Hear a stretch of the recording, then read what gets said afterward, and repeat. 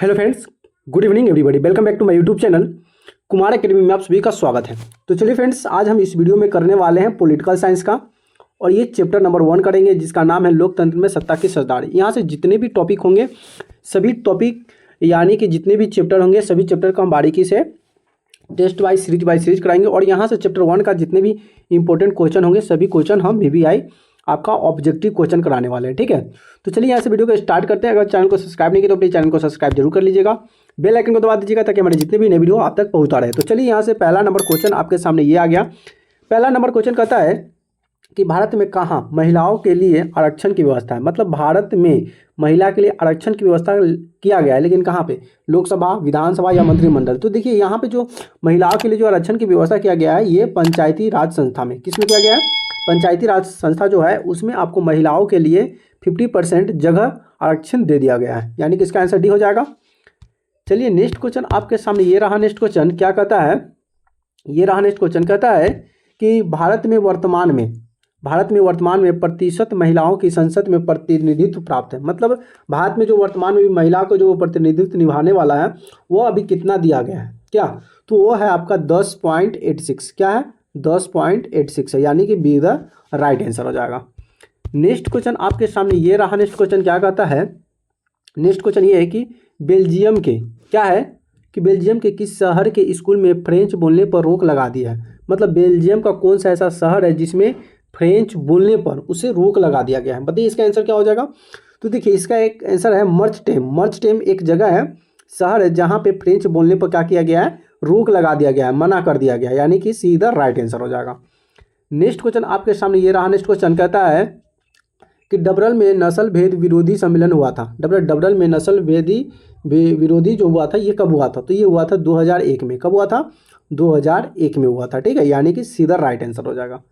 Next question आपके सामने ये रहा। नेक्स्ट क्वेश्चन कहता है कि अलग अलग भाषा बोलने वाले लोग क्या है? अलग अलग भाषा बोलने वाले लोगों के आधार पर सामुदायिक सरकार का गठन करने का अधिकार किस देश के नागरिक को दिया गया है?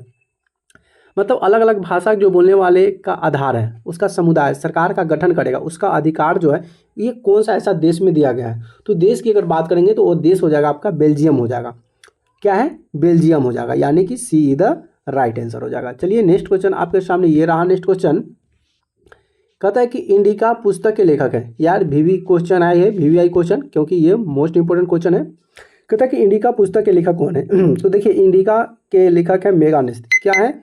मेगानिस्ट जो है इंडिका के लेखक है। मेगानिस्ट जो है इंडिका पुस्तक के लेखक है। कौन है? इंडिका मेढक के लेखक है मेगानिस्ट। ठीक है, चलिए नेक्स्ट क्वेश्चन आपके सामने ये रहा। नेक्स्ट क्वेश्चन क्या कहता है कि श्रीलंका के तमिल मुख्य रूप से रहते हैं। श्रीलंका में जो तमिल समुदाय के जो लोग होते हैं वो मुख्य रूप से किस स्थिति में रहते हैं, कैसे, कहाँ पे रहते हैं? तो ये रहते हैं उत्तर पूर्वी प्रांत में रहते हैं। कहाँ पे रहते हैं? उत्तर पूर्वी प्रांत में रहते हैं, यानी कि इधर राइट आंसर हो जाएगा।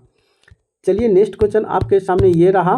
नेक्स्ट क्वेश्चन क्या कहता है कि भारत में बहुसंख्यक आबादी है। मतलब कहा जाए तो बहुसंख्यक आबादी किसे कहा जाता है? जिसका संख्या बहुत ज़्यादा होता है उसे बहुसंख्यक कहते हैं। तो भारत में सबसे ज़्यादा बहुसंख्यक जो रहता है हिंदू समुदाय रहता है। क्या रहता है? हिंदू समुदाय रहता है, यानी कि सी द राइट आंसर हो जाएगा। और अल्पसंख्यक क्या हो जाएगा? अल्पसंख्यक जिसकी संख्या कम होती है, जैसे कि मुसलमानों की संख्या क्या है? कम है, तो वो अल्पसंख्यक कहलाएगी, और हिंदू बहुसंख्यक कहलाएंगे। समझ में आ गया? चलिए नेक्स्ट क्वेश्चन आपके सामने ये आ गया। नेक्स्ट क्वेश्चन क्या कहता है कि भारतीय संविधान के अनुसार भारतवर्ष की घोषणा किया गया था। मतलब भारतीय संविधान के अनुसार भारतवर्ष की जो घोषणा किया गया था, ये किया गया था धर्म अपेक्षित राज्य कि धर्मनिरपेक्ष राज्य हो जाएगा। तो यहाँ पे हो जाएगा धर्मनिरपेक्ष राज्य के आधार पर। क्या? यहाँ पे सभी धर्म के लोग रहते हैं, इसलिए धर्मनिरपेक्ष राज्य के दिया गया, यानी कि डी द राइट आंसर हो जाएगा। नेक्स्ट क्वेश्चन आपके सामने ये रहा। नेक्स्ट क्वेश्चन क्या कहता है? नेक्स्ट क्वेश्चन कहता है कि काले दस्ताने और बंधी हुई मुठ्ठियाँ प्रतीक होती है। मतलब काला दस्ताना पहने हुए हैं और बंधी हुई जो हुई मुट्ठी है, हाथ का जो बंधा हुआ मुट्ठी है, ये किसको संकेत करता है? तो ये संकेत करता है अश्वेत शक्ति का। किसे? अश्वेत शक्ति का, यानी कि ये इधर राइट आंसर हो जाएगा। चलिए नेक्स्ट क्वेश्चन आपके सामने ये रहा। नेक्स्ट क्वेश्चन क्या कहता है कि अमेरिका में अश्वेत शक्ति आंदोलन उग्र रूप से कब हो रहा था? मतलब अमेरिका में जो था अश्वेत शक्ति आंदोलन उग्र रूप से उभरा था, ये कब उभरा था? तो उभरे की बात करेंगे तो ये उभरा हुआ था 1916 में शुरू हो गया था। कब हुआ था? 1916 में, यानी कि डी द राइट आंसर हो जाएगा। नेक्स्ट क्वेश्चन आपके सामने ये रहा। नेक्स्ट क्वेश्चन क्या कहता है कि बिहार की साक्षरता है, मतलब बिहार में जो पढ़े लिखे साक्षरता की प्रतिशत कितना है, बिहार में कितने लोग पढ़े लिखे हैं। तो देखिए बिहार में अगर साक्षरता की बात करेंगे तो बिहार में साक्षरता की है ये 47% है। क्या है? ये बहुत आबादी जो है बहुत कम है। क्या है? 47 है। क्या है? 47, 47% है। लेकिन इसको बढ़ाना पड़ेगा, जब तक ज़्यादा युवा पढ़े लिखे होंगे तब अपना रोजगार खुद ढूंढ लेंगे। ठीक है, तो यहाँ पे हो जाएगा बी हो जाएगा। ठीक है, आंसर बी हो जाएगा। चलिए नेक्स्ट क्वेश्चन आपके सामने ये रहा। नेक्स्ट क्वेश्चन क्या कहता है नेक्स्ट क्वेश्चन में कि इनमें किस संस्था में महिलाओं को 50% आरक्षण प्रदान किया गया है। इसके पहले भी पहला क्वेश्चन जो आपका आया था उसी से पूछ लिया है कि किसमें महिलाओं को 50% आरक्षण दिया गया है। तो यह स्थानीय पंचायती राज संस्था जो है उसमें 50% महिलाओं को आरक्षण दे दिया गया है। अगर कोई चीज़ उसमें आता है तो सबसे पहले 50% महिलाओं को ले निकाल दिया जाएगा, 50% जो बचेगा उसमें लोग सब अपना फाइट करते रहेंगे। तो महिलाओं के लिए बहुत छूट दिया गया है और ये पंचायती राज व्यवस्था में लागू कर दिया गया है। नेक्स्ट क्वेश्चन आपके सामने ये रहा। नेक्स्ट क्वेश्चन कहता है कि निम्नलिखित क्या है कि निम्नलिखित देशों में किसे धार्मिक एवं जातीय पहचान के आधार पर व्यक्ति रूप से विखंडन का परिणाम भुगतना पड़ा। बताइए कौन हो जाएगा? भारत, नीदरलैंड, यूगोस्लाविया या बेल्जियम। इसका आंसर क्या हो जाएगा? तो इसका आंसर की बात करेंगे तो ये हो जाएगा यूगोस्लाविया। क्या हो जाएगा? यूगोस्लाविया हो जाएगा, यानी कि सीधा राइट आंसर हो जाएगा। चलिए नेक्स्ट क्वेश्चन की तरफ चलते हैं। नेक्स्ट क्वेश्चन आपके सामने ये रहा। एक तुम ऊपर जा, नीचे ही आता। चलिए ठीक है।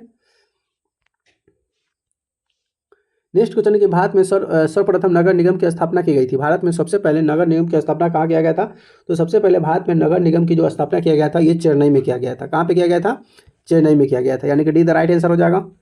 चलिए नेक्स्ट क्वेश्चन आपके सामने ये रहा। नेक्स्ट क्वेश्चन क्या कहता है कि सत्ता की सरदारी की एक अंगूठी एवं सर्वोत्तम प्रणाली किस देश में विकसित किया गया है। सत्ता की सरदारी की एक अनूठी एवं सर्वोत्तम प्रणाली किस देश में विकसित किया गया है। तो अगर देश की अगर बात करेंगे तो देश में जो हो जाएगा मेरा हो जाएगा बेल्जियम। क्या है? बेल्जियम हो जाएगा। ठीक है, यानी कि बी द राइट आंसर हो जाएगा। चलिए नेक्स्ट क्वेश्चन आपके सामने ये रहा। नेक्स्ट क्वेश्चन क्या कहता है निम्नलिखित में से व्यक्तियों में कौन सा लोकतंत्र में रंग भेद के विरोधी नहीं थे। मतलब इसमें से कौन सा ऐसे व्यक्ति है लोकतंत्र में जिसके रंग भेद के विरोधी नहीं थे। क्या किंग मार्टिन लूथर थे, महात्मा गांधी थे, ओलंपिक द्वारा टोपी और स्मिथ एवं जॉन कॉर्नवालिस थे, या जेड गुडी थे। बताइए इसमें से कौन थे जो कि रंग भेद के लिए इसमें उन्हें जिम्मेदारी नहीं दे सकते हैं, वह उसके विरुद्ध थे। तो आपका जो रंग भेद के हो जाएगा ये हो जाएगा जेडी गुडी जो थे ये रंग भेद के विरुद्ध थे। कोई काला नहीं है, कोई गोरा नहीं है, सब एक समान है। ठीक है, सबके प्रति सहानुभूति एक होना चाहिए। काले है तो उसके लिए भेदभाव कोई नहीं करेगा। इस तरह का समझ जो थे जेड गुडी रखते थे। ठीक है, नेक्स्ट क्वेश्चन आपके सामने ये रहा। नेक्स्ट क्वेश्चन कहता है कि भारतीय संविधान के बारे में इनमें से कौन सा कथन सही है। भारतीय संविधान के बारे में कौन सा कथन सही है? यह धर्म के आधार पर भेदभाव की मनाही करता है, यह धर्म के राजनीतिक धर्म बनाता है, यह सभी लोगों को धर्म मानने की आज़ादी देता है, या किसी समुदाय का नागरिक बराबर का अधिकार देता है। बताइए इसमें क्या हो जाएगा? कौन सा कथन सही है? मतलब भारतीय संविधान के बारे में ये कौन सा सही है? बताइए क्या होता? तो अगर हम बात करेंगे तो ये सभी लोगों को कोई भी धर्म मानने को आज़ादी देता है, ये भी बात सही है। यह क्या हो जाएगा? पहला कि यह धर्म के आधार पर भेदभाव मनाही करता है, ये तो बात गलत है। क्या है? ये बात गलत है। क्या? ये सही नहीं है। दूसरा है कि यह एक धर्म के राजकीय धर्म बनाता है, ये भी बात गलत है। सभी लोगों को कोई भी धर्म मानने का आज़ादी देता है, ये बात संविधान में कहा गया है। कह रहा है कि किसी धार्मिक समुदाय में सभी नागरिक को बराबरी का अधिकार, ये बराबरी का सभी धार्मिक समुदाय में बराबरी का अधिकार कैसे? मान लेते हैं कि हम होली में रंग लगाते हैं, तो क्या सभी समुदाय में होली में रंग लगा सकता है? नहीं लगा सकता है, तो ये तो होगा नहीं। लेकिन सभी लोगों को अपने अपने धर्म, कोई भी धर्म माने, जैसे कि कोई हिंदू है, मुसलमान है, सिख है, अगर कोई अपना अपना धर्म मानना चाहता है, चेंज करना चाहता है, तो उसकी पूरी आज़ादी है, वो कर सकता है, लेकिन अपनी मर्जी से, न कि किसी के दबाव में आकर। ठीक, यानी कि इसका आंसर सी हो जाएगा। नेक्स्ट क्वेश्चन आपके सामने ये रहा। नेक्स्ट क्वेश्चन कहता है कि सत्ता में साझेदारी की प्रमुख कारण इनमें से कौन सा नहीं है। मतलब सत्ता में जो साझेदारी है इसके प्रमुख जो कारण है इनमें से कौन सा प्रमुख कारण नहीं है। तो राष्ट्रीय एकता का अखंडता के लिए भाई ये तो कारण है। राष्ट्र में राजनीतिक व्यवस्था को स्थापित करना ये भी कारण है, यानी कि इसका आंसर कह रहा है कि नहीं है। तो अधिक से अधिक लोगों के समूह को सत्ता में जोड़ने के लिए ये उतना बड़ा अधिकार नहीं है, यानी कि ये निगेटिव है, ये पॉजिटिव है। तो नेगेटिव का आंसर क्या हो जाएगा? ये नेगेटिव का आंसर नेगेटिव हो जाएगा। ठीक है, यानी कि सीधा राइट आंसर हो जाएगा। नेक्स्ट क्वेश्चन आपके सामने ये आता है। नेक्स्ट क्वेश्चन क्या कहता है कि सत्ता की साझेदारी का अधिकाधिक आवश्यकता कहाँ पड़ती है? सत्ता के साझेदारी की अधिकाधिक आवश्यकता कहाँ पे पड़ती है? ये प्रत्येक लोकतंत्र राज्य में, प्रत्येक विभाजन बड़े राज्य में, क्षेत्रीय विभाजन वाले और छोटे राज्य में, या जातिवादी संप्रदाय के आधार पर बटे हुए समाज में। बताइए इसका आंसर क्या हो जाएगा? तो अगर इसके आंसर की अगर हम बात करेंगे तो यहाँ पे हो जाएगा जाति, भाषा, क्षेत्र और समुदाय के आधार पर बटे हुए समाज को, यानी कि डी द राइट आंसर हो जाएगा। नेक्स्ट क्वेश्चन आपके सामने ये रहा। नेक्स्ट क्वेश्चन कहता है इनमें सत्ता की साझेदारी का एक सही लाभ है। मतलब इसमें कौन है जो सत्ता की साझेदारी का एक सही लाभ बताता है? तो सही लाभ की अगर हम बात करेंगे तो इसका आपका जो हो जाएगा, कहता है कि अस्थिरता एवं तरीका कलह को बढ़ा। भाई कलह को क्यों बढ़ावा देगा? ये तो गलत हो जाएगा। मतभेद में वृद्धि, भाई मतभेद में वृद्धि जब हो ही जाएगा तो भाई सत्ता में साझेदारी का क्या लाभ हो जाएगा? तो ये गलत है। समुदाय के मध्य टकराव में कमी करना, ये जरूरी नहीं है। निर्णय लेने की प्रक्रिया में अनावश्यक विलम्ब, हाँ ये बात सही है। कुछ निर्णय लेते हैं तो उसमें कोई बिना विलम्ब किए हुए उसको निर्णय लेना चाहिए, ठीक है क्या? तो हमारा यही आंसर सही हो जाएगा, ठीक है। चलिए नेक्स्ट क्वेश्चन की तरफ चलते हैं। नेक्स्ट क्वेश्चन आपके सामने ये रहा। नेक्स्ट क्वेश्चन क्या कहता है कि अमेरिका में चलाए गए नागरिक अधिकार आंदोलन का मुख्य उद्देश्य क्या था? अमेरिका में चलाए गए नागरिक अधिकार आंदोलन का मुख्य उद्देश्य क्या था? तो मुख्य अगर उद्देश्य की अगर बात करेंगे तो इसका मुख्य उद्देश्य था नस्ल आधारित। क्या था? अमेरिका में एक नागरिक अधिकार चला था जिसमें एक महिला थी जिसको सीट पर नहीं बैठा दिया गया। जो बस से सफ़र कर रही थी तो उस पर सीट पर नहीं बैठा दिया गया क्योंकि वो काली थी, ठीक है। तो उसे काला होने पर उसे नहीं बैठा दिया। उसी समय से आंदोलन चल गया था, यानी कि वह नस्ल आधारित भेदभाव को मिटाना चाहती थी। क्या? नस्ल आधारित भेदभाव। नस्ल मतलब क्या होता है? गोरा, काला, चिकना, मोटा, इस सब का भेदभाव था, इसको मिटाना चाहता था। अगला क्वेश्चन है भारत की वित्तीय राजधानी क्या कहलाती है? भारत की वित्तीय राजधानी जो है वो क्या कहलाती है? तो भारत की अगर वित्तीय राजधानी की बात करेंगे तो ये भारत का वित्तीय जो राजधानी है पहले मुंबई था। कौन था? मुंबई, यानी कि सीधा राइट आंसर हो जाएगा। नेक्स्ट क्वेश्चन आपके सामने रहा। नेक्स्ट क्वेश्चन ये रहा। नेक्स्ट क्वेश्चन कहता है कि श्रीलंका में बहुसंख्यक समुदाय की भाषा है। श्रीलंका में बहुसंख्यक समुदाय की भाषा, मतलब श्रीलंका में जितने बहुत सारे लोग होते हैं वो कौन सी भाषा बोलते हैं? उनकी भाषा क्या है? तो उनकी भाषा है सिंहली। क्या है? उनकी भाषा सिंहली है, यानी कि सीधा राइट आंसर हो जाएगा। चलिए नेक्स्ट और आखिरी क्वेश्चन आपके सामने हम ले लेते हैं। आखिरी क्वेश्चन आपके सामने ये रहा। आखिरी क्वेश्चन क्या कहता है कि 15वीं लोकसभा में महिला सदस्यों की कुल संख्या कितनी थी? 15वीं लोकसभा में महिलाओं की कुल संख्या कितनी थी? तो आपका इसका आंसर हो जाएगा इसमें से आपका आंसर, ठीक है। इसमें से आंसर कौन सा होगा आपका? इसका आंसर जो है आपको कमेंट बॉक्स में करना है। क्या करना है आपका? इसका आंसर जो है आपको कमेंट बॉक्स में करना है, ठीक है। देखते हैं कितने बच्चे इसके कमेंट करते हैं। तो यहाँ से आपका पूछा कि 15वीं लोकसभा में महिलाओं सदस्यों की कुल संख्या कितनी है, ठीक है। तो यहाँ से आपका जवाब देना है। आपका जो हो जाएगा 50 से लेकर 70 के बीच में हो जाएगा। बस आपका दो कंसेप्ट हो गया क्लियर। 50 से 70 के बीच में कौन सी संख्या है उसको आपको बना के लाना है, ठीक है। तो चलिए फ्रेंड्स, वीडियो यहाँ से 25 क्वेश्चन जो कि कराए, सभी क्वेश्चन मोस्ट इंपॉर्टेंट है जो कि आपको एग्जाम में देखने को मिलेंगे। तो हमारे वीडियो को अच्छी लगी प्लीज़ कमेंट करके जरूर बताइएगा। वीडियो अच्छी लगी तो वीडियो को एक बार लाइक जरूर कर दीजिएगा, ठीक है। वीडियो को लाइक कर दीजिएगा, अपने दोस्तों फ्रेंडों के साथ शेयर जरूर कर दीजिएगा। अभी तक चैनल को सब्सक्राइब नहीं की तो प्लीज़ चैनल को सब्सक्राइब जरूर कर लीजिएगा और एक प्यारा सा कमेंट कर दीजिएगा, ठीक है। फिर मिलेंगे नए वीडियो में नए टिप्स। तब तक ले जय हिंद, वंदे मातरम, जय श्री राम, राधे राधे।